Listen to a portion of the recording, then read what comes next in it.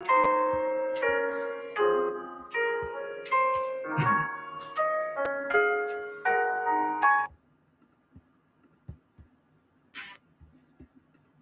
we're live.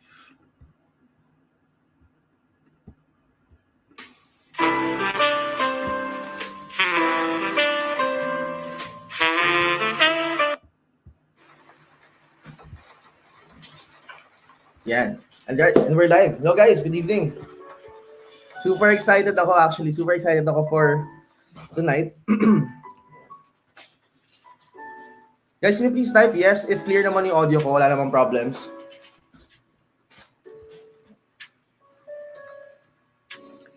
Can you please type yes sa chat box? Good evening, Sir Simon. Super excited, grabe. Super lupit ng guest natin tonight. Miss April, yes? Okay. It's good. Wina, good evening. So yung ibang names, again, hindi ko mababasa. Facebook user lang nakalagay.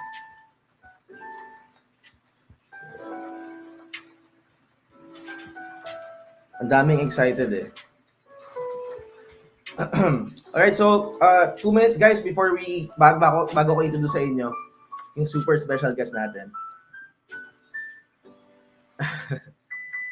Sir Simon, yes. So,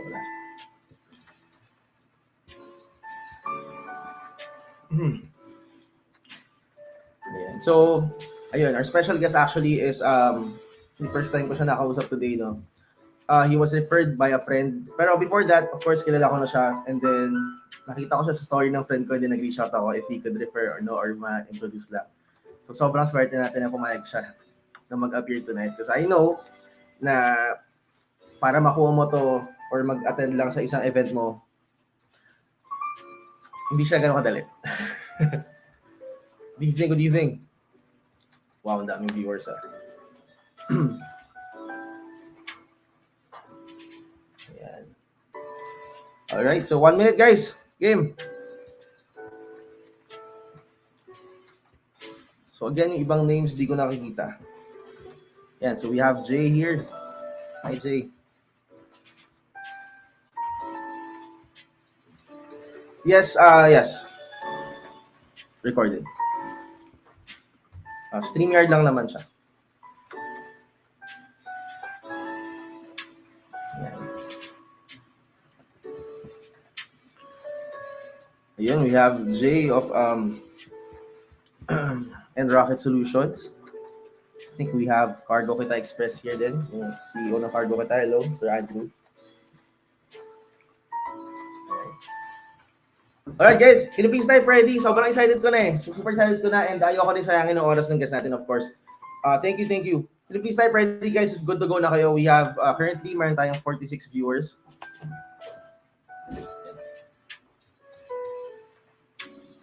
Yung all caps guys, all caps. Yan. Alam na. So guys, anyone familiar or may nakakilala na sa guest natin tonight? Game. I'm sure. Yan, sila Sir Simon. Game. Alright.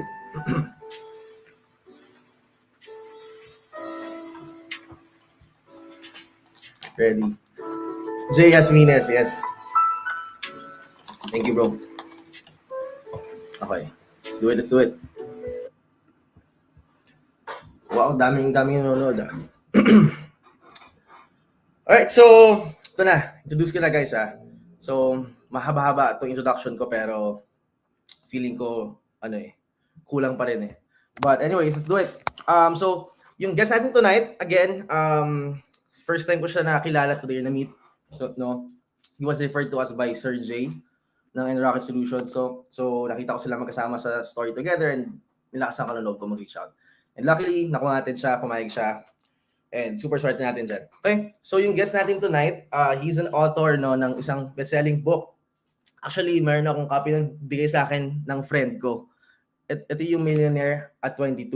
No, so he has built a 9-figure empire through his funnels and businesses in less than 2 years. Tapos yung trainings, systems niya has been widely regarded as the most strategic and innovative approach to growing an online empire. So ngayon, today, no, super recognized siya as one of the most requested speakers sa country, sa Pilipinas, so in the field of online marketing, customer acquisition, operations and scaling businesses. So he is really a master at acquiring and keeping, hindi lang pag-acquire but also keeping customers through innovative and proven digital marketing strategies. He has also launched an e-commerce brand. I'm not sure if pwede kong i-disclose yun, but he was able to launch an e-commerce brand and was able to scale it to 9 figures while being very profitable, guys. And napakahirap po nun. Okay, and ito pa isa. He is also a 2 Comma Club winner. Okay, so ano yung 2 Comma Club? 2 Comma Club is a prestige award from a company called ClickFunnels. Okay, sila Russell Brunson, guys. Marami ditong idol yun, even ako. No, it means that para makatanggap ka ng award na yun, nakahit ka ng more than $1 million with your products or services. Ganun kalupit. Alright, so ladies and gentlemen, please help me in welcoming our special guest for tonight, si Mr. Fibo Lim. Yeah. Hello, brother. Brother Yuji, thanks for having me, and I'm excited for this interview. Awesome. Likewise. Provide a lot of value tonight. I'm not sure, bro, if I did justice sa introduction. Feeling ko kulang pa, pero I did my best. Yeah, no problem. I'm really excited. Yeah, so first of all, thank you. Thank you for taking the time. So alam ko super busy ka talaga and you have a lot of projects, pero you took the time. Kaya I promise na I'll make it worth it, So for those na hindi pa nakakakilala sa iyo or kilala ka pa wala pang idea on how you got started. Can you share us your backstory lang, how you got started sa industry niyo to? Got it. So sabihin na lang natin na when I was still young, I sell anything. Okay, so nagbenta ako ng junk foods, etc. Pero my real business experience was when I was doing MLM or network marketing. I even almost dropped out because of it. Pero good thing I graduated naman. I made my first 6 digits in MLM.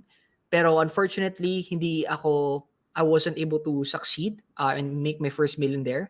However, I used the money to invest in a water station business, traditional business. But unfortunately, it also didn't work. So, kumaga marami akong sinubukan. Nagbenta ko ng real estate, insurance, anything. But my first success really came after I sold products online. I made my first million selling digital products. I was doing affiliate marketing.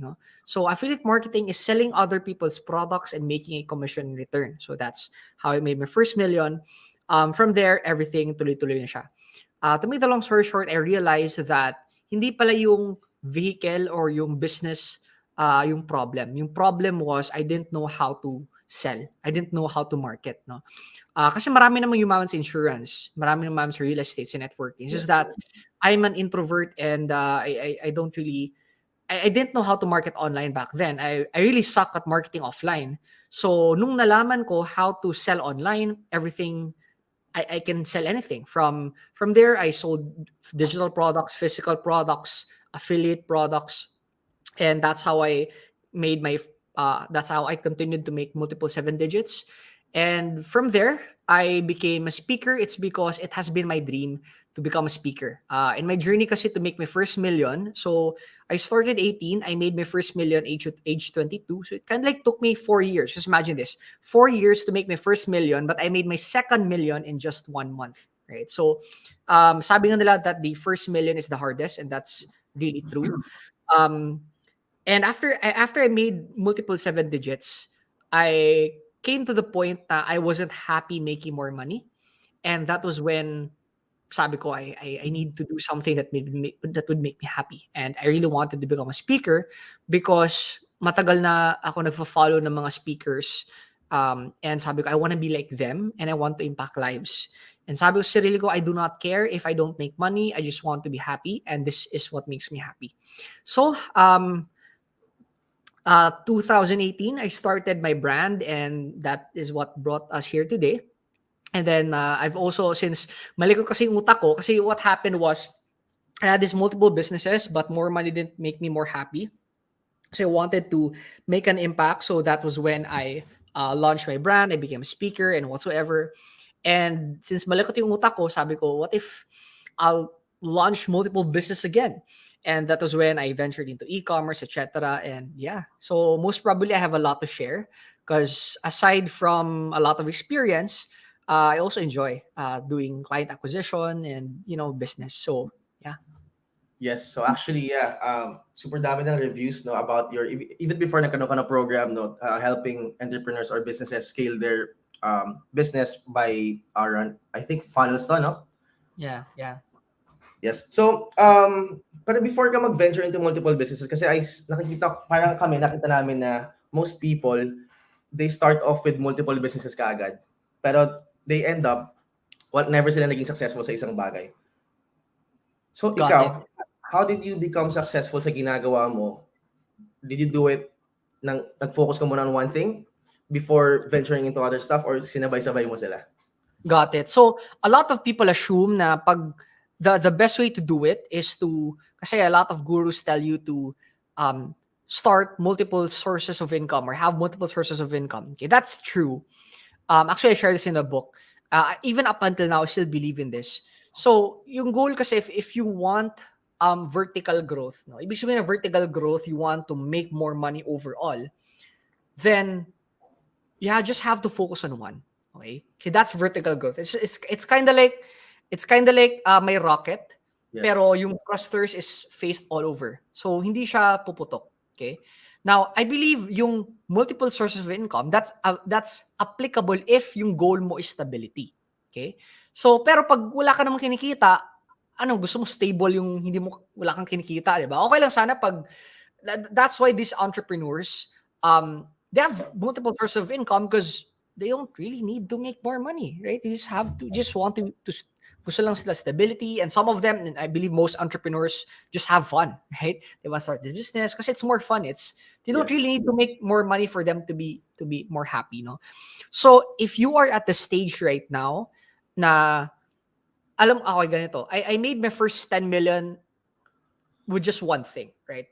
Just don't tell yourself na, if I made 10,000 with just one business, I'll just start 100 businesses. All right, that makes no sense. So, with just one business, you can make a living, and you can even make even more. Parang you can have a comfortable life with just one business. Okay.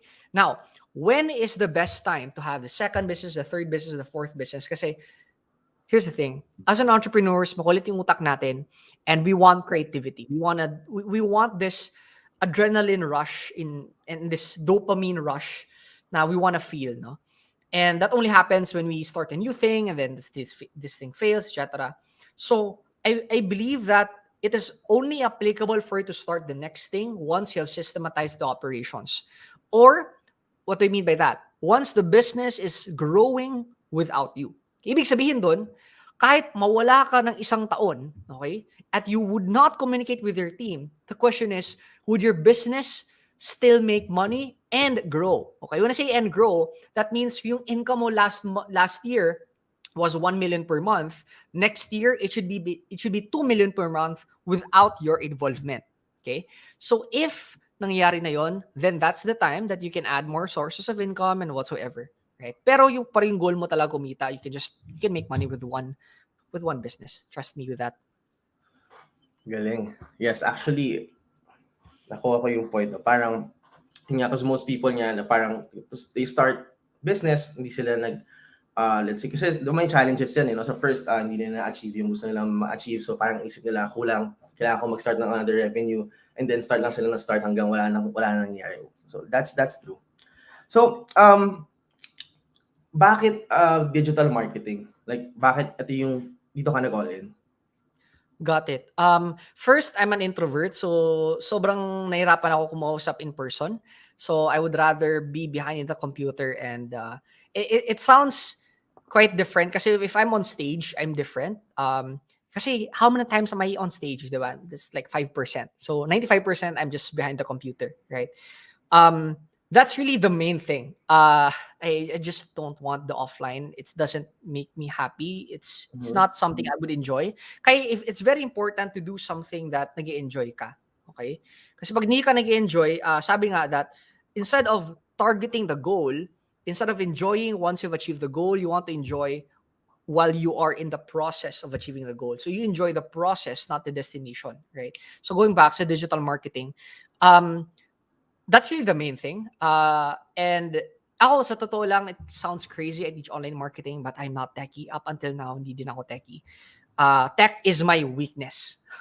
And a lot of people say na, oh, but diba, you're supposed to be very smart at it because you're in digital marketing. Mhm. Mm. No. Okay. I'm an online marketer, not an online technician. What's the difference? I'm a marketer. Okay. So I know marketing, but not necessarily mean I can fix bugs in the system. Yes, Okay. yes. I hate that. So kumbaga, if you want to be good in, a lot of people think that if you know how to build a website, you know how to run ads, you're good in online marketing. You just know how to apply it, but Yes, not necessarily mismo. convert, okay, a customer. So, marketing, kasi sa totoo lang yung offline, tsaka yung online, yung psychology is just the same. It's just transferred online. Okay, but there's may konting difference because, for example, when we were doing networking before, uh, when a person goes to my seminar or to the seminar, you don't have to worry about retention. Not much. Okay. Why? Because that person traveled 1 hour to attend your seminar. Okay. Unlike in a webinar, pangit pa lang yung intro mo, they just click out. So Yes. you have to tweak your webinar. Kumbaga mas matindi yung tweaking mo sa webinar, your presentation mo online versus offline because of that. But you can reach the world, right? You can grabe ganito na lang when we were doing events, I would get 300 to 400 attendees per event, okay? To give an idea, per event, cold audience. I do not know a single person, and the audience doesn't know who I am. Okay, just imagine that. The audience doesn't. I don't know a single person, and the audience doesn't know who I Yes. am. Another question is, how do they attend the event even if they don't know who I am? It's because it's not. Hindi sila pumunta sa event because of me. Pumunta sila sa event because of the desired result or outcome that they want to achieve. Okay, and the outcome that I was teaching is I'm gonna help you get customers online. That's it. Okay, so pumunta sila because of the desired outcome. Anyways, going back. Now, 300 to 400 per seminar. Okay, but we had to spend like 6 digits for every event to make that happen. And um, it's crazy kasi actually mas gusto ko kasi tuloy-tuloy eh. So parang 5 days tuloy-tuloy ako. So for example, Monday Cebu, Tuesday Bacolod, Wednesday Iloilo, Thursday CDO, fourth day Davao. A lot of people say, "Oy, nakakapagod 'yan. Like, are you still happy?" Of course I'm happy because this is my mission. This is my passion. I don't care if I make money. I just want to keep on doing this. Okay, sa totoo lang. Pero yung point ko doon is, grabe yung effort, yung cost to make that happen. However, when we did online, okay, we had to spend like siguro 1/10 of the money to make it possible, and every attendee hindi bumababa ng 1,000 attendees. To the point na I won't even have to worry that by the end of my, diba, usually people drop off the webinar. My webinar is like 2 hours. So people drop off. By the end of my webinar, 1,000 pa rin attendees. Do you know why? Because there's like 100 or 200 people waiting na pag may aalis, papasok sila. So just imagine how crazy that is. Okay? Yeah. So if you notice, may leverage. No? And grabe, sabi ko, dito, nasistress na kami kasi minsan yung speakers, minsan yung mic, minsan the lights, minsan Yes. the clicker, all the craziness. Pero online, sabi ko, ang dilim nito, Zoom lang Kaya ko mag-set up, hindi ko kailangan mag-hire ng team. So anyways, why digital marketing? It's really good for introverts. You have this leverage and very low cost. That's the advantage. The downside is that you would have to learn more compared to offline, since yun nga sinasabi ko na retention is lower kasi it's easy for you to get a person to show up in online, but it's easy for that person to leave. However, if you understand how to retain someone in the webinar, then you can retain them. So yun yung kailangan mo matutunan. Itong yung best part. It's a lifelong skill. Okay? So you learn that once, you can apply it to everything. So once I learned that, I can apply that if I have an agency, if I have an e-com business. I know how to retain people whatsoever. So yeah, that's the advantage. I hope I was able to share enough. No, actually, yeah. Yung about webinars, no. So, ako din, I'm into webinars talaga. Kamusta ang conversion rate of I'm sure mas malakas ang conversion rate when it comes to live versus webinar. Mhm. Experience mo. Live in person, you mean? Yeah, in person. For sure, yeah. So Yeah. ganito, oops, one sec. Okay, so ganito. In terms of selling, I want you to understand that the vehicle or the method of selling would depend on the price of the product. Okay, so for example, you cannot sell a 100,000 pesos product in a normal online webinar, but you can sell a 100,000 product in a live event. Okay, I was able to sell a 200,000 product on a live event. Okay, so yung sinasabi ko na different Yes. methods is used, or funnels is used to sell different price points. Okay, Mhm. so on a webinar, in the Philippines, ideally nasa mga 5,000 to 20,000 yung best price point. Beyond 30, 50,000, it's harder to sell on a webinar. So what usually happens is, by the way, for those of you watching, a webinar is an online seminar like Zoom. Okay, so Yes. what happens is we use the webinar as a to warm up the audience, but to close them, you transition them in the book a call funnel. Ibig sabihin na book a call funnel, you schedule a consultation call or a call. Okay? So typically like that. Yun yung best scenario. Now you can sell through that process on a phone call. You can now sell 50,000, 100,000. Okay? I was able to sell a 500,000 product through that process. Okay? Wow. So yun yung mga let me share with you guys para may idea kayo. So in a okay. So when I sell something, it all boils down to the three main funnels or three main objectives. Okay. So number one is lead generation. Okay, lead generation is you capture a person's contact information. In exchange, you give that person something for free. Okay, so for example, a free ebook or a free webinar or a free training or a free report. In exchange of that gift, you get a person's contact information, name, email address, mobile number, whatsoever. So, lead gen, okay? First objective. The second objective is, so, pipili lang ako sa tatlo na to ah. The second objective is consultation/call. So, this is if, for example, you are an architect and so the best way to sell your service is through a consultation call. So, parang free consultation and then after you consult, they would want to get your service kasi, right? Parang you've already built rapport to that person. So, Mhm. first, lead generation. Second, consultation call. Third is direct sale. Okay, so this is what most e-commerce are doing. So direct sale is just you sell the product directly. The problem with direct sale is you compete based on price, right? So yun lang yung problem. Now, ano yung mga examples? First, my program BGM was sold through lead generation. So we run ads, and in that, so the price of the course is 10,000.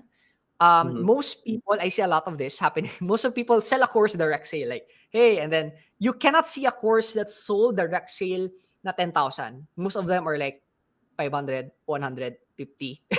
Ganun lang. Because they compete based on price, Yes. right? So what I do is I give away a free training, and then they join my list, and then I deliver value in the training, and then I offer my product there. Okay, so that's number one. Consultation call is what I did here was, let me remember. Yung target market ko kasi sa 500K offer, this is how I sold my 500K. Yung target market ko kasi was business owners who wants to scale. Okay? So what I did is just like, my sales page lang ako and said like, hey, if you're a business owner that has these problems, let's jump on a free strategy call so that I know how I can help you. Okay, so in that hour, I just help the person as much as possible and then say, hey, would you want to continue working with me so I can help you scale the business? Okay, that's the second. Third is the direct sale, and that's what most e-com people are doing. Just run ads to a direct sale. So technically, direct sale is the easiest, but not necessarily if medyo mahal yung product mo, then you would need to Warm up tawag nito, or warm them up. Yeah. But how we did this current brand ko is I did direct sale. I just bombarded with a lot of retargeting that you click our Mhm. ads, you see our ads 10 times a day for your life. So that's how it works sa akin. So did I answer your question? Yes, actually, over deliver.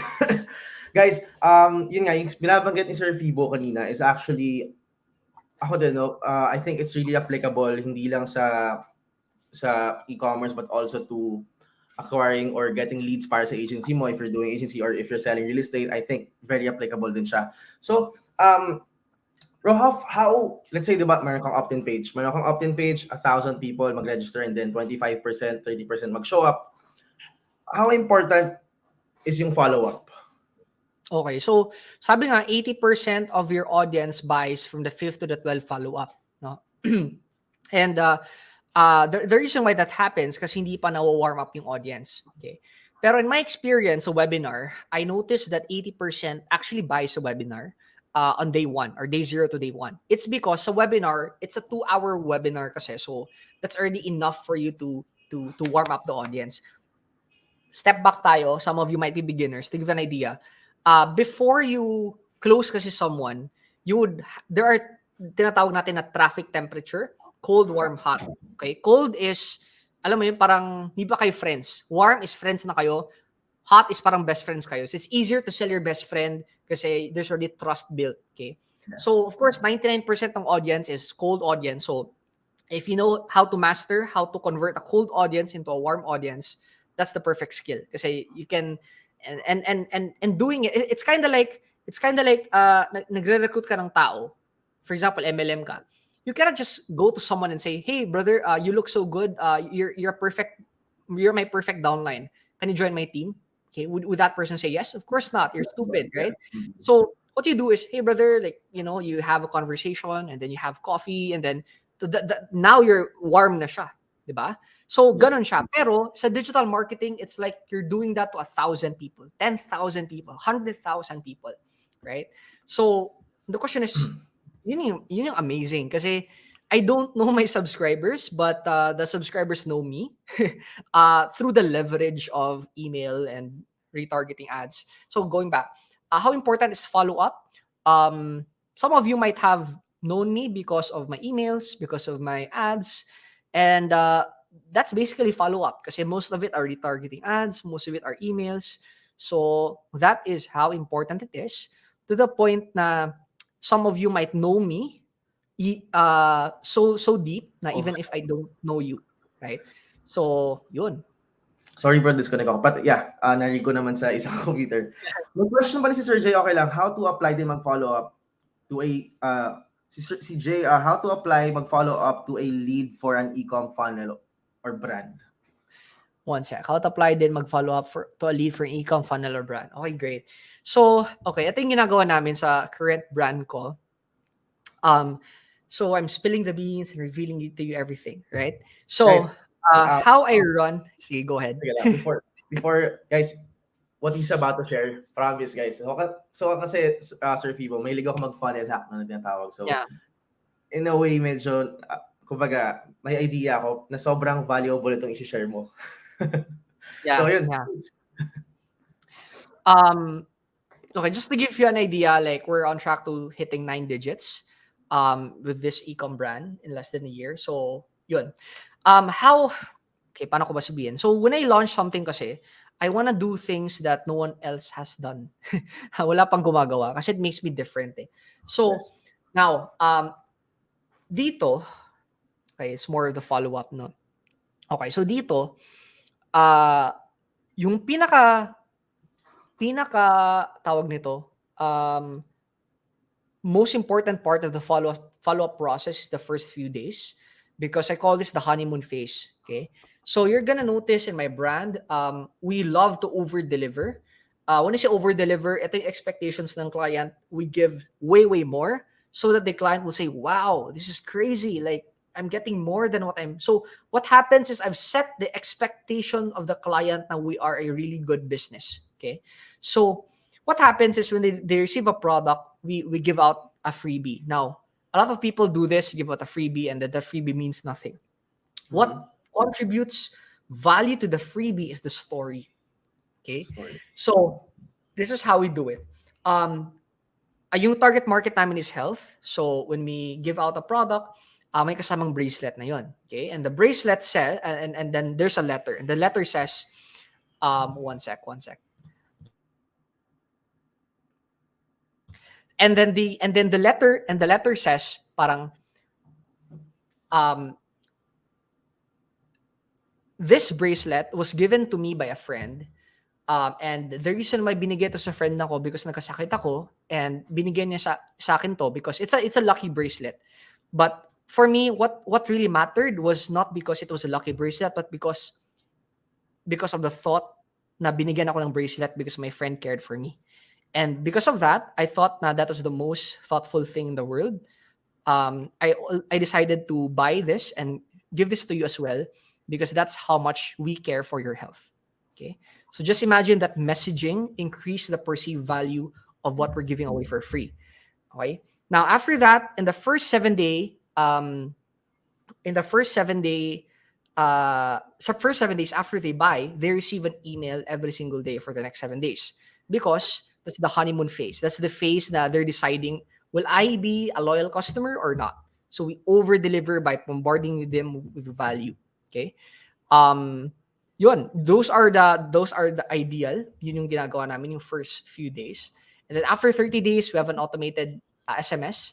So it's kind of like parang kaya I'm planning to launch a multiple brands kasi parang look at parang wala akong masyadong ginagawa sa current brand ko kasi convert na kami. Or hindi mo rin kinonek yung name mo sa brand ito, talagang standalone siya. Yeah. No one knows I'm the owner. Yes. And I run conversions and then all our follow-ups is automated. So after 30 days kasi, you're gonna receive SMS follow-up that says like, hey, you ordered last month, how's your feedback? And then like a percentage gives us a feedback. That's why we have unlimited video testimonials because sila nakusa yung nagte-text. My team calls them and says, hey, we're gonna give you a free bottle if you give us a video testimonial. Sure, we receive a lot of video testimonials. So if you notice, the brand is really running without my creativity already. Kasi yung video testimonials are all just a user base. They just come to us, they just submit to us based on our follow-up sequence. Ayun. Yung main, in terms of cold audience right now, yung main follow-up ko is just retargeting ads. Okay. I did a webinar funnel and whatsoever, pero it had the same results, a direct sale. So to avoid less complexity, I just did direct sale and then did a lot of retargeting. Okay, so yun yung like video sales letter lang siya na. Correct. Yes. Correct. And then retargeting na lang. So ganito, we have 3 buckets for retargeting. So we have retargeting for cold, warm, and hot. So that means if you buy our products, you would see more of our ads.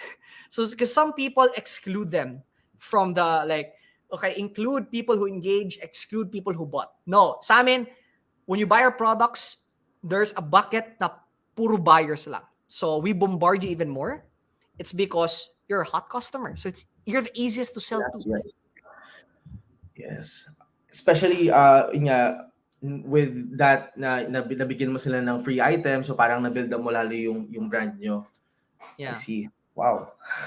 So, how important naman bro is storytelling or story selling when it comes to getting sales or acquiring sales? Kasi nakikita natin most nagsa-start dyan is what they do is they set up ads. So akala nila if marunong sila mag-run ng ads, kaya na rin lang makakuha ng sale. So, pag nag-run sila ng ads, nagtataka sila bakit walang bumibili sa product nila. So, how important, kasi I know na you're a storyteller talaga, no? So, how important is storytelling or story selling sa pag-convert ng isang stranger, no? Isang cold audience into a customer. Got it. So, ganito guys. Okay. Let me, for example, this phone. Right? Oops. Okay, this phone. So if I'm gonna sell you this phone for 100,000, okay, my question is, who wants to buy this phone? So I kalimutan ko na ang model to, pero who wants to buy, but this is an older version, but wants to buy this phone. Okay. Say no if you don't want to buy. This is not brand new. I'm selling it for 100,000. Then say yes if you'd want to buy. Okay. Let me know in the comment section. Say no if you don't want to buy this for 100,000, and then say yes if you want this to buy this for 100,000. Yeah. Okay. I So guess please most type of you no. would say, see, yeah, type in the chat No. box. No. Yeah, but why not? Sige nga, UG, why not? Why are you not buying this for 100,000? Because I could get the same phone sa ibang shop, sa ibang store na much cheaper. Tsaka mas brand new din, right? Yeah, Correct? of course. Saka yung price So, masyado siyang mahal. oh, I got it. But here's the thing. What if I tell you that in this phone, all right, number one, I have the contact information of a lot of people. I travel a lot. I meet, I network a lot. Okay, ganito na lang. I'm invited by, I'm not. Sige, anyway. So, sabihin ko na lang. So, this October, I'm invited in the US to join a Mhm. mastermind, and libre ng tao sa libre niya. And everyone in the room made at least it should make 500,000, $500,000 per year. Okay, $500 maybe. so just imagine I'm meeting 100 people there, minimum making Mhm. $500,000 a year. Okay, so I would get all their contacts, most probably, right? Um, there's a lot of scenarios na ganun nangyari. I have billionaire friends. I have multi-millionaire friends. I have a friend that owns a yacht. I have a friend crazy. Okay. What if I tell you when you get this phone, you also get all the contact information of my friends? Okay. And not just that, you can say that ako yung nag-refer sa'yo. Okay? So you can use my name to Yeah. connect. Okay. So when you get my phone, you also get all the contact information of all my network. That's number one. Number two is I've invested more than sabihin natin 5 million in education, courses, masterminds, coaching, whatsoever. Right. And in that, I have a library of courses here. What if I tell you that if you buy this phone, you also get all the courses I've bought since I was an infant? Right. So you get that when you buy my phone. Yes. Another is you all the notes, my plans, the strategies that I implement, I write it in my notepad here. Okay. So, kumbaga, the strategies that worked and the strategies that did not work, I document and compile everything here. Right. And lastly, when you get my phone, you have access to me 24/7, 7 days a week for my entire life.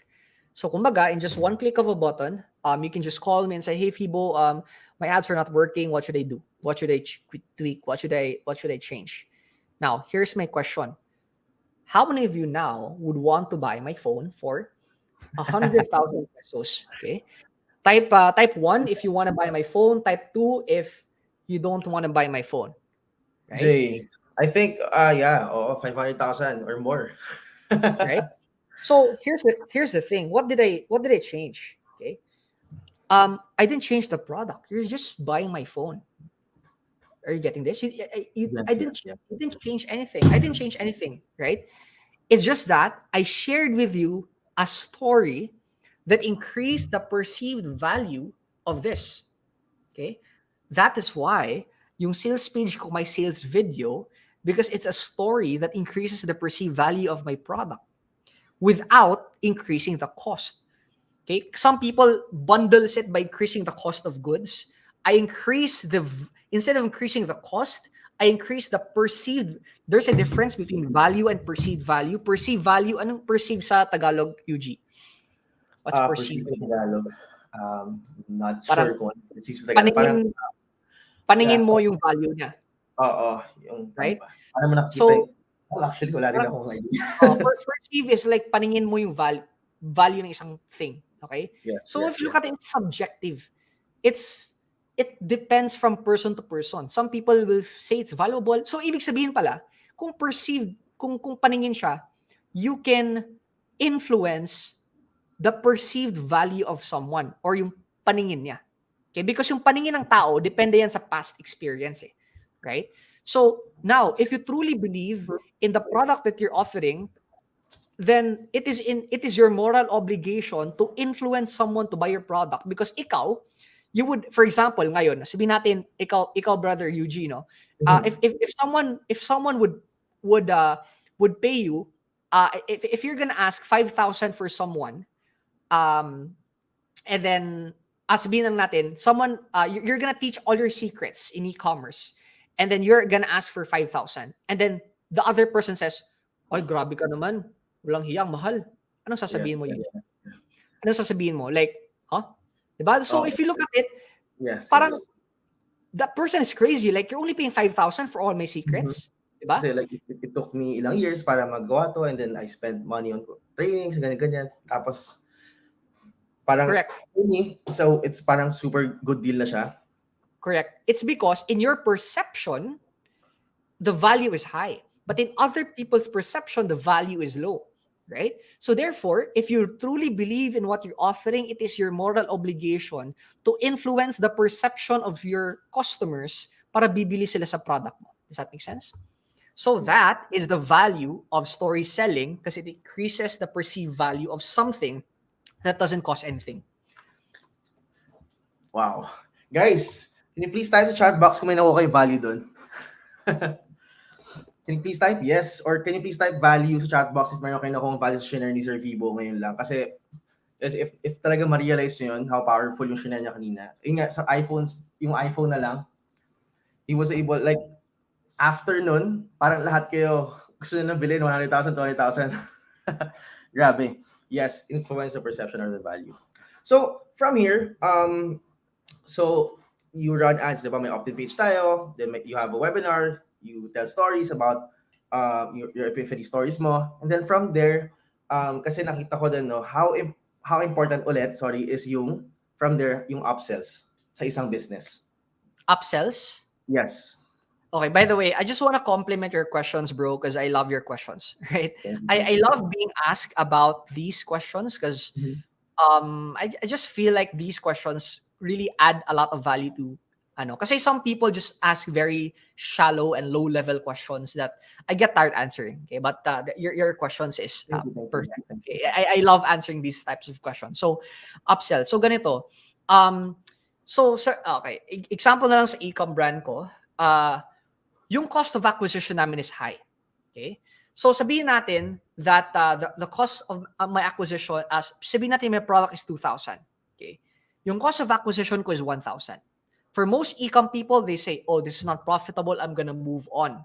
Okay? Mhm. However, the reason why we are very profitable, it's because we have upsells. Okay? Ibig sabihin, even if my product is just 2,000, but on average, the average order value or the transaction size is 3 to 4,000. Ibig sabihin, I'm spending 1,000 pesos and get 4,000 back. Okay? And all I did was just offer more. That's it. I did not create a new thing. It's just that I offered more by asking. Okay? For example, bibili siya ng isang bottle. All I have to do is say, would you want to order 3 bottles? Would you want to order 6 bottles? Believe it or not, 20% order the 3 or 6 bottles. Okay, so that's free money just by asking. Okay, just like McDonald's, diba? You go to McDonald's and then they say, gusto ko ng burger. Would you want fries and Coke with this? But with that, just one question, 25 to 40% say yes. Okay, so just imagine that. So it's like upsells are free money that is super duper easy to execute, but no one is doing. It's kind of like that. Okay, Actually, we yes. focus our efforts on the customer. Guys, customer acquisition is the most difficult thing. Okay, now the truth is, I'm not really good in customer acquisition. I just know how to increase the transaction size of an order that the customer acquisition cost is immaterial. What do I mean by that? Sa mga medyo baguhan. So sabihin natin, 2,000 yung product, 1,000 yung cost to acquire a customer. Okay? Yes. But since I know how to offer more, therefore, after they buy, the average transaction size is 4,000, I don't have to worry and lower my acquisition cost from 1,000 to 500 because mas mahirap i-lower yung acquisition cost from 1,000 to 500 rather than from increasing the transaction size from 2,000 to 4,000. Okay? So, a lot of people stress it out like, oh, like, okay, yung cost per message ko is like 5 pesos. Like, how can I get it to 4.5? oh, I don't care. In fact, that's how we are able to spend 6 digits or 100,000 plus in advertising per day, Mhm, because mhm, mhm. I don't worry about acquisition cost. Okay? Because I know how to increase the transaction size and let them buy again and again. So actually, that's a secret. Okay? Dalawa lang yan. Increase the transaction size by offering upsells. Okay? And lower acquisition costs by having a lot of creatives. Okay? Because you lower the ad fatigue. That's it. Like, that's it. And I do that at scale. Okay? So yun. Yes, so actually bro, honestly no, wala pa ako nakikitang gumagawa sa local niya na. Honestly, like usually kasi what they do is pag upsells via telemarketing, it's also effective pero yung like nandun sa moment na yun, let's say pagka-order ko sa page mo and then may thank you, the next page nandun kagad yung upsell. So parang kasi siguro mahirap din siya i-pull off kasi dahil sa international or sa US, mostly credit card sila, no, sa atin kasi COD. So, Yeah. paano mo na-pull off yun, bro? Sobrang galing lang eh. Oh, sa akin COD. Hindi, COD. kasi ganito, parang yun nga sinasabi ko, that I always find things, guys, the reason why I'm sharing this, it's not for you to copy, but to understand the framework for you to implement in your own business. Okay? Kasi if you're gonna copy me, you're not gonna get the same results as I will get, because nauna na ako eh.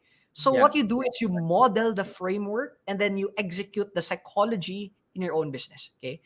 So dito, so yun ang sinasabi na if no one, if you don't see anyone doing it in your industry, then be the first person to do it. Okay. So totoo lang, wala akong nakita na other person does this. It was really hard for me. Like, I was doubting myself. So totoo lang, like, is this really possible? Because no one is doing it.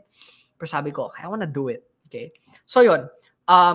Sorry, what was your question again? How did Um, you make yes, that kasi I possible? believe your product is subscription-based, tama ba? Yeah. So ganito. Okay. So, but my product, okay, I'm gonna set your expectations. Yung e-com brand ko is supplement. Yeah. Pero I told my team that we are not in the supplement business. We are in the subscription business. Okay. So our goal is to acquire a customer and let them stay for life. That's the plan. Mhm. Ngayon, unfortunately, yung pag-subscription, like using credit cards whatsoever, we had a struggle in making it execute, in executing that. However, we found a solution. Okay, yung solution namin is offering more in quantity. So 3 bottles, 6 bottles. Guys, this is super crazy. So when we offered, okay, yung upsell ko dati, guys, was 1, 2, and 3. Okay, so 1 bottle, 2 bottles, 3 bottles. So people bought 2 and 3 bottles. Sabi ko, okay, let's try 1, 3, and 6. And then I saw people buying 3 and 6 bottles. Like, holy shit! Like, I didn't change anything. I just offered more. You know what happened? I started offering 12 bottles and 24 bottles, and people started buying. Is that crazy? And I realized na, holy cow, like the reason why people are not buying because you're not offering. So what we have done is, once you buy, we let you order more in quantity. Mhm. So the what happens there is para siyang subscription, but we collect all the cash up front. So instead of waiting for 12 months, Yeah. you order 12 and we collect all the cash up front, right? So it's better cash flow for us.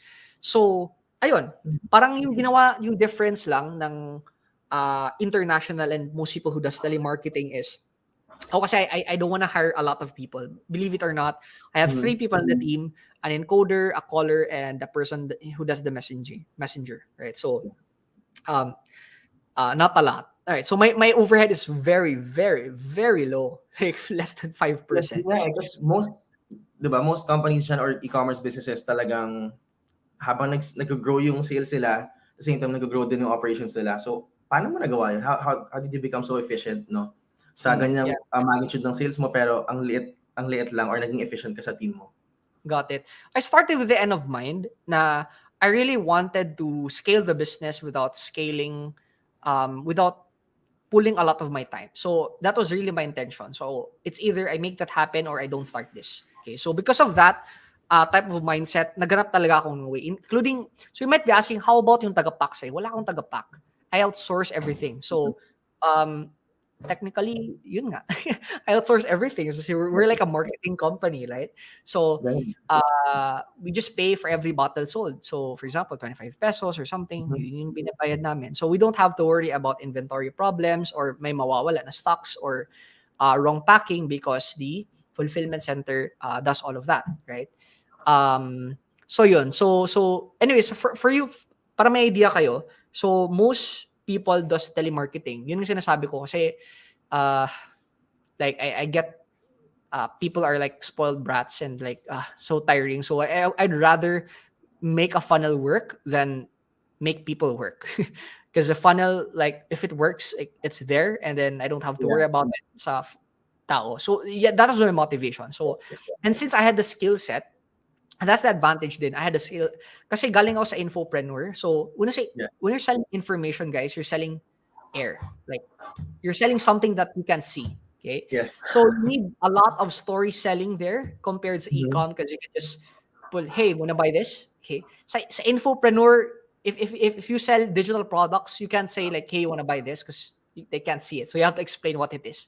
So siguro yung lesson I would just wanna add here, yung lesson na learn ko from there is don't be afraid to test a lot of things. Don't be afraid to try, even if you don't succeed, because yung pagtitest mo sa isang bagay, it para siyang skill tawag ko nito is skill stacking. Okay, when I say skill Mhm. stacking, um you are what you are today because you tried a lot of things and nagsa-stack yung skill over time. For example, I won't be a good speaker, a good trainer if hindi ako dumaan ng MLM. But since dumaan ako ng MLM, kahit hindi ako nag-succeed doon nabuo yung skill ko in terms of training and building a team and speaking. Okay? I was also part of the SK before, Sangguniang Kabataan, and I was Mhm. leading my council. So I won't it's gonna be very hard for me to lead the team if hindi ako dumaan doon. Okay? So things like that na your life becomes easier because of your experience. So most people kasi they're afraid of failing so they don't try it. So my suggestion is if you fail but you've acquired a skill or gumaling ka, then Yes. it's a win-win-win, right? Yeah. That's true. That's true. Yes, so parang kahit hindi mo nakuha yung result na gusto mo, but nag-upgrade naman yung skill mo. So sa next try mo, you already have that skill. So parang hindi ka naman magsa-start from scratch. That's true. So guys, again, si Sir Fibo is very busy. So Sir Fibo, okay lang ba to get to mag-answer tayo ng questions from Sure. them? Guys, if you have Boy. questions sa shinare ni Sir Fibo kanina in the last 40 minutes, no? Super valuable. And if you have questions, can you please type chat box para guys, seize the moment. Seize the moment. Tanong lang po kayo sa baba. Yes. So, actually, so I'm really into selling information products. So talagang gustong-gusto ko rin siya, passion ko rin siya. I actually follow si Russell Brunson. Talagang super diehard fan ako. Ikaw, when you were starting out, sino yung sinusundan mo sa international yung mga personal brands like Okay. sila Gary Um, Vee. Got it. Yung personal mentor ko si Peng Jun. I bought all of his products up until his highest ticket, which is yung coaching program now, which is 1.5 million. So, yun. Parang siguro what happened lang was it's just that I resonated with him so much. And sabi ko na I'm gonna make as much money to invest everything and yun. So yun yung ano ko, yun yung parang personal mentor ko si Peng. So, yun, it all started from there. And yeah, uh, a lot of people thought I was crazy because just imagine investing 1.5 Yeah, million. grabe yun Just, just imagine this. So that was $30,000. If you convert it times 50, mga ganun 1.5. It's a crazy investment because number one, I did not have a car yet. Number two, I did not have a house yet. Okay, so I had no car, no house. What invested 1.5 million in a coaching program that you can't even see, right? Mhm. And also I didn't have hindi pa ako bumili ng investment properties doon. So yung level ko was that first investment was education, yung second is assets, and the third is yung lifestyle. Okay? So right now parang I live somewhere better kasi I lived in the squatters area for a long time. So I upgraded a little bit. Pero what happened was I invested in education first and then in property. So I bought property buildings, etc. And then invested my lifestyle. So yun yung way ko of ano. Sorry, brother, I forgot the question. What was your Yes, question again? actually, yun na, si Pengjon. Okay lang, okay lang. So, Okay. bro, sa Yeah. ano ka? Cebu ka ba since bata ka pa or sa Manila? No, Cebu. Up until now, I'm Cebu still in Cebu. ever since. Alright, Yeah. alright. So, ikaw Yeah. nasa Cebu ka. Ang ganda ng background mo actually. Yeah. Actually, naging problem to because I didn't know how to speak Tagalog. I mean, not really didn't know, pero walang practice ba? Kasi sa Cebu, dalawa lang. It's primary is Cebuano, secondary is English. Third, very far yung Tagalog. So, it has been my struggle. I'm continuing to practice even up until now. Pero look at it, it didn't stop me from still doing what I do. To the point, sounds crazy, but I did a seminar in Manila.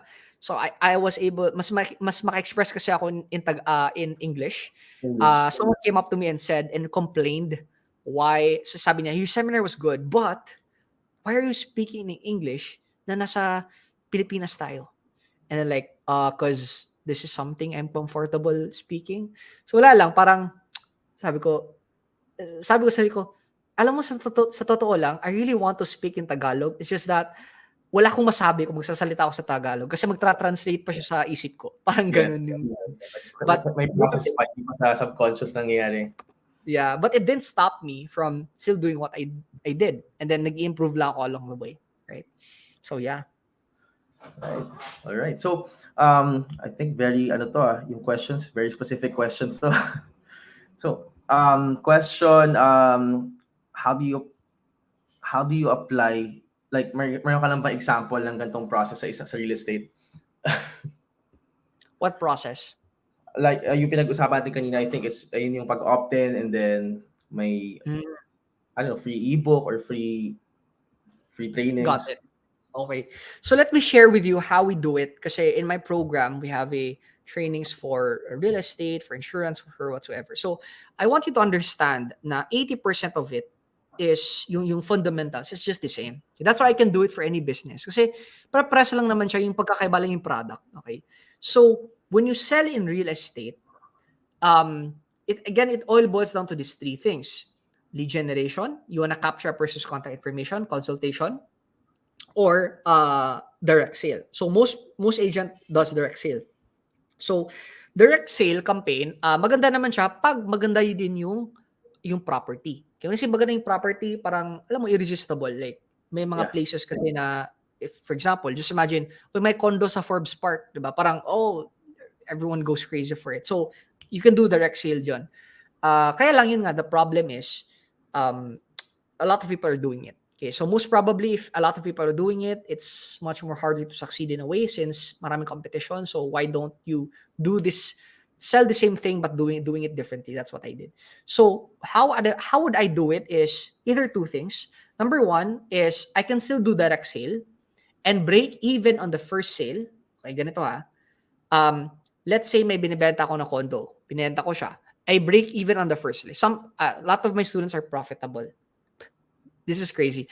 A lot of my students are getting 20 times ROAS, but they feel that there's something. When I say 20 times ROAS, that's adds to commissions, not to sales. So it's 20 times the money in commissions. Okay, but some of them and most people, especially sa mga hindi who's not listening to our podcast or whatsoever, they feel that they're doing something wrong. Okay, so they jump on my call and guys, all you have to do is just 10 times your budget and make 10 times the sale. That's it. Okay? There's nothing wrong. Okay? Just keep on doing it. Anyways, so even if nagbe-break even ka on your first property, but what's more important there is you have a customer list already.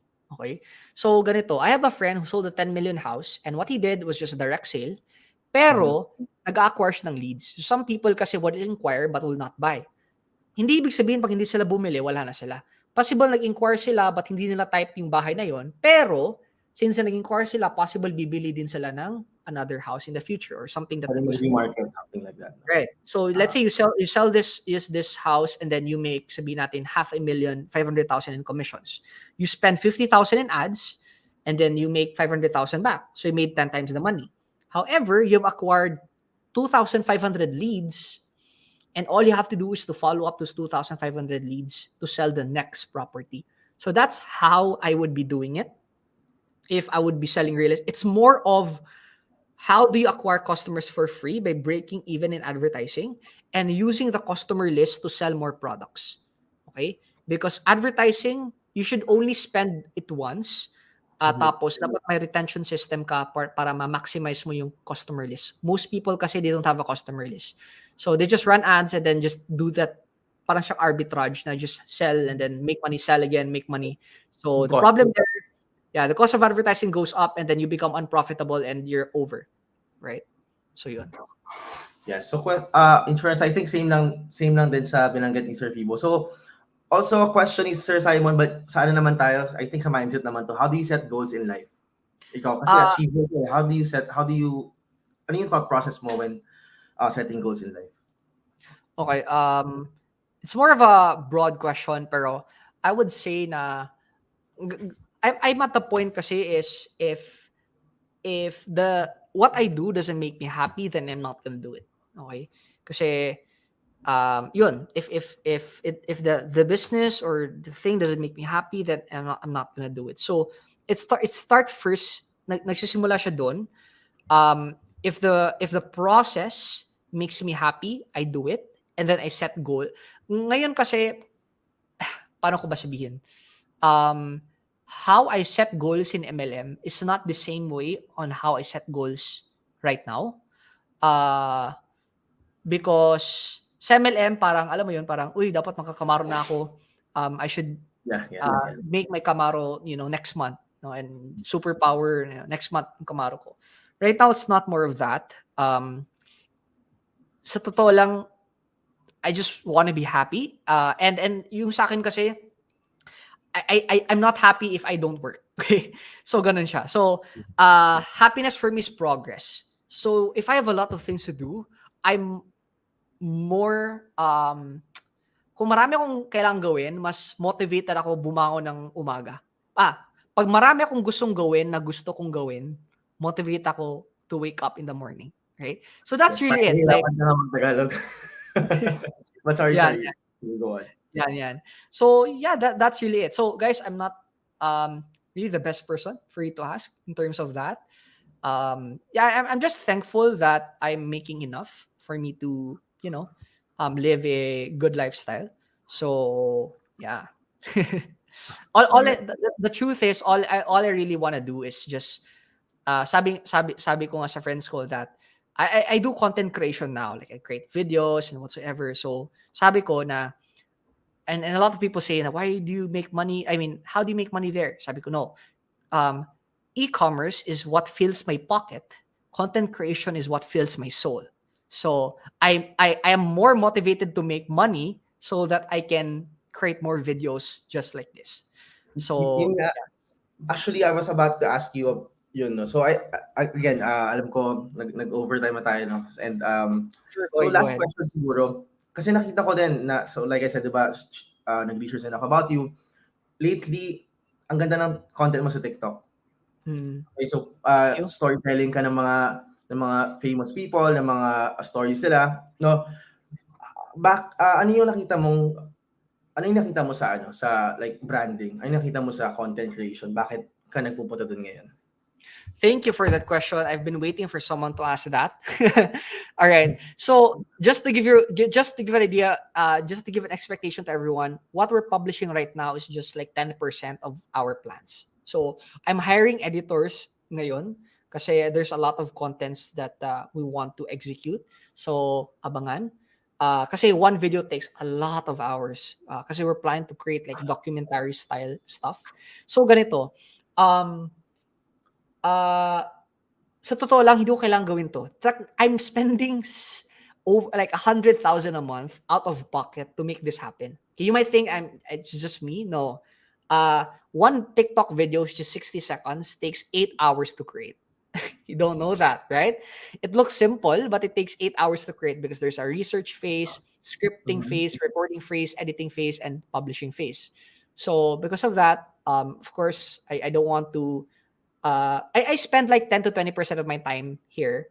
Because I have a team na. Gusto ko talaga na sabi ko, how can I scale this na without spending a lot of my time? So anyways, so going back, I do this because it makes me happy. Okay? Sa totoo lang, ako yung na-motivate sa sarili kong motivational video. So every time I wake up, like, oh, I need to make more money because I can create more things like this. So I decided to share successful stories because mahilig kasi ako manood ng mga success stories like sila Warren Buffett, sila Yeah. Bill Gates, sila Jeff Bezos, whatsoever. Pero if we're just gonna talk about entrepreneurs, siguro after 1 month, ubos na yung entrepreneur. Kasi maraming entrepreneur na hindi kilala ng karamihan. So sabi ko, okay, how can I turn someone's mindset into an entrepreneur or turn someone's mindset into a success mindset? Because ganito, yung messaging ko is this, no? Unfortunately, the algorithm favors funny cat dog videos, people dancing, and prank videos, right? So once we talk about motivation success, that's the least. Okay, they prioritize these prank videos and whatsoever. Mhm. So sabi ko, okay, those are my greatest competitors. Itong funny cat dog videos, prank videos, and dancing videos. Dancing videos na malapit na makahubad, right? So just imagine, that's my biggest competitor in attention. How if you talk about 'di ba success, parang that's boring. Sabi ko, okay, you're gonna notice this. I talk about issues sa start.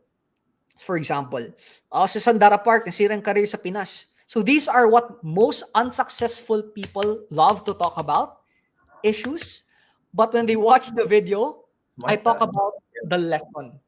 Okay? So, Yes. ako Martinos, janitor and ganito. Uy, si Rafi Tulfo kinasuhan ng libel. Pero, sabi ko doon na, yung lesson doon, so of course, ikaw, pag marites ka, you'd want to watch my Yeah. video.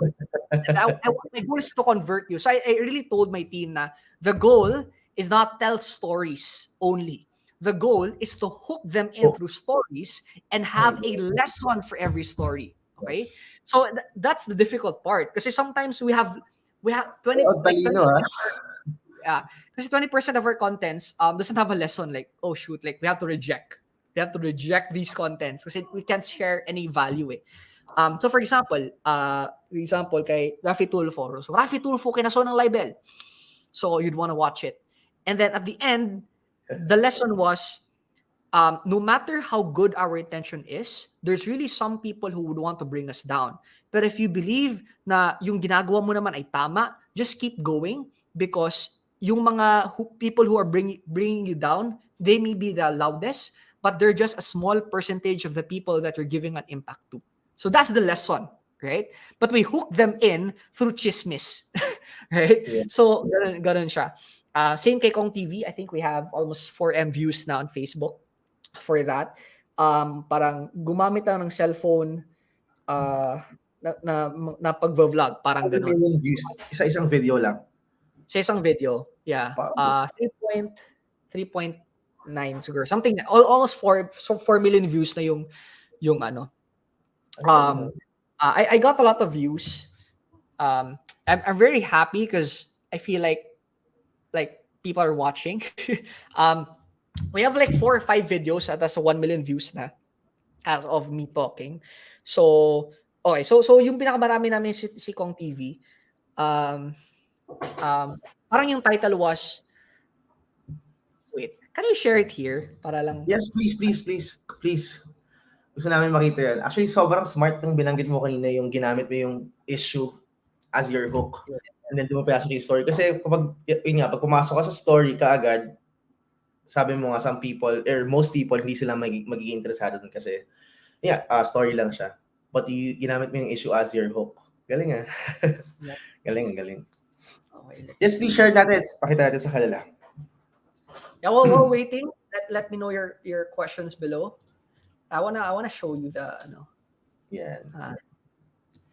Videoan ko lang to, bro. How can I think sa dito sa share audio ba broadcast to? video may Okay, share. I'm just scrolling down. 1 sec. Grabe, yung retention ng viewers natin hindi bumaba. Galing. By the way, while waiting, what is your biggest takeaway from our Yeah, yun guys, please. interview? Please drop. Can you please type sa chat box? Sabi ni Sir Fibo, what is your biggest takeaway sa mga shinare niya in the past 50 minutes? So, 50 minutes na. Can you please type chat box? Sabi ni Sir Simon, Filipino loves chismis talaga.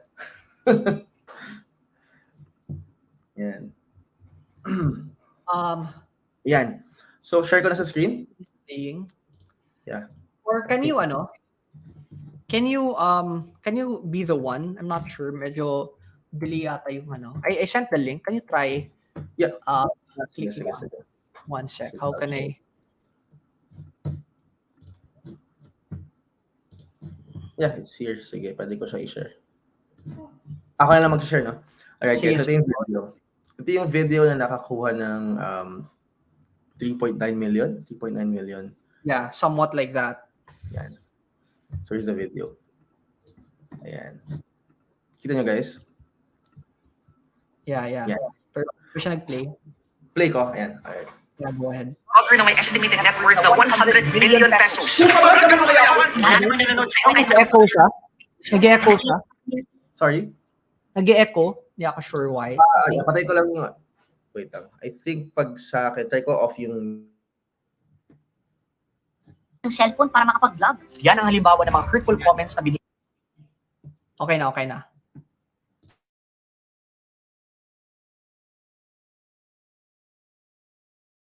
Kong TV, Philippine vlogger na may estimated net worth na 100 million pesos. Puta Brad, ganun ka kayaman! Wala namang nanonood sa'yo kahit anong pakana gawin mo sa videos mo. Nangihiram ka lang din ng cellphone para makapag-vlog. Yan ang halimbawa ng mga hurtful comments na binigay kay Lincoln Velasquez, aka Kong TV.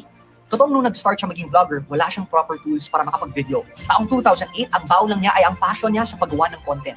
Nag-parody siya, skit, commentaries na may temang tambay vlog. Hindi pumutok ang mga unang videos niya, pero hindi siya nagpa-apekto. Ang ginawa niya, naging consistent talaga siya sa pag-upload ng mga contents niya sa YouTube. At dahil sa mga relatable at funny contents, noong 2015, umabot siya ng 100 subscribers. At ngayon, nasa 10.5 million subscribers na. Hindi lang siya naging vlogger, isa na rin siyang inspirasyon ng mga underdog na naging successful ang career. From his YouTube revenues, brand partnerships, and other businesses, naging legend si Kong TV. Kaya remember, you don't have to be the most good-looking, the smartest, and the most talented para maging successful. Ang difference niya sa ibang tao ay more than 10 years na siya nagvo-vlog ng walang tigil. Hindi siya nagpa-apekto kahit walang nanonood o may hate comments. Sabi nga, good habits and consistency beats talent. Kong TV, Philippine. Ayun. So, yun. Kumbaga yung lesson doon is he is not the most talented, the most good-looking, the smartest, but what made him Kong TV right now, it's because good habits beat consistency. So kumbaga, you're comparing yourself to someone that has been doing it for more than 10 years consistently. What gives you the right to compare yourself, right? So that's the lesson there. Yun. Yes, galing. Actually, ang daming shares, no? So, Yeah. like, ginawa mo to sa TikTok lang and then shinare mo na lang sa YouTube and sa Facebook. Correct. Yeah, I actually did this talaga, tapos dumadaan talaga ng editing phase yan. So, in-edit yung subtitle, whatsoever. Tapos, sinishare namin sa Facebook, etc. Wow. Guys, follow niyo yung TikTok ni Sir Fibo. So, yeah, actually, ako sinecheck ko na siya kanina bago kami mag-start. Kaya may idea na ako. Pero yeah, ang galing. Ang galing nung process mo dito, no? Yung sa issue, ginawa mo siyang hook. Sobrang na-ellipse lang ako. But yeah, so ito yung mga takeaways sila, Sir Fibo. So, alam ko, again, super busy ka and feeling ko sobrang kulang pa to, no, sa mga shinare mo sa amin. Pero of course, again, marami kang commitments, no? So, ito yung mga takeaways sila. My biggest takeaway to create content, not just for money, but to inspire. So, we also have si Sir Simon. I'm currently reading .com Secrets. .com Secrets. So, nakarelate siya sa value na pinag-usapan natin kanina and also yung book. Yes. Upselling secrets. So, yeah. Sir Fibo, is there anything that you'd like to share sa kanila before tayo mag-wrap up? Kasi again, nag-overtime na tayo. No? Promise ko sa'yo, I'll try talagang sa 40 minutes. Pero, yun, thankful na nag-stay ka pa din. No? Is there anything that you'd like to share sa kanila? Yeah. Siguro, most of you are here because you want to become rich and successful, siguro there's only two things that I want to share. No? Number one is, actually one thing na lang. One thing is just enjoy the process. The reason why nakapag-share ako nito because yun lang talaga ginagawa ko. Some people say na, ay, ayaw ko mag-business or ayaw ko yumaman kasi I'll be sad or whatsoever. Pero what makes you happy again is not the destination but the process. So if you learn the process, you'll never, if you enjoy the process, you'll never work a single day in your life. Okay. Now, enjoyment naman or happiness, believe it or not, it's just in your mind. So if you learn how to be grateful sa mga things around you, then you're gonna be happy. But if you learn to parang look things differently na sobrang pangit yung mga things around you, then you're gonna be miserable forever. So learn to enjoy the process, and even if hindi mo pa nakuha yung financial success, you'll be happy every single day of your life. Yun. Right. Very well said. So, also, lastly, no, how about like meron ka bang seminars or meron kang like service that you want to promote or meron kang group or meron kang page? Is there Yeah, so anything? just I don't sell anything. Just follow me on my Facebook page and my YouTube channel, at my TikTok account and my Instagram. So just choose any one of those because we are gonna be publishing a lot more contents. Yes, looking And forward. yeah, Very excited. All right. So, Sir Fibo, again, thank you so much no for taking the time. So, again, alam namin super busy ka pero nandito ka ng time. So, guys, actually, itong past 1 hour natin, no, some people would pay 6 figures para lang makausap siya sa isang gantong session, no. So, we're really thankful, no. So, guys, can you please type thank you or can you please type value sa chat box naman para kay Sir Fibo. And yun, if you have anything to share in the future, you can share it with us. Super kami dyan. Looking forward, Sir Fibo. by the way, before we end, I would like to add, no, thank you, UG, for conducting something like this. Sa totoo lang, guys, si UG does not get anything from doing something like this. So, sobrang bihira lang mga taong gumagawa nito. So, because he initiated mag-contact sa akin to do something like this, kayo naman yung kailangan mag-thank you kay UG. So, guys, give UG a big thank you in the chat below. Kasi without him, then walang event na walang ganito mangyayari. Right? Thank you, Sir Fibo. Thank you so much. And shout out din kay Jay for connecting us and kay Michael. So hopefully, pag nakauwi ako ng Philippines, sana magka-meet tayo in person. No? Super exciting yun. Yes. So, yun guys. Thank you so much, Sir Fibo. Sana next time makita ka namin ulit dito. Thank you so much. All Thank you, right, have a guys. great night. Good night, guys. Good night.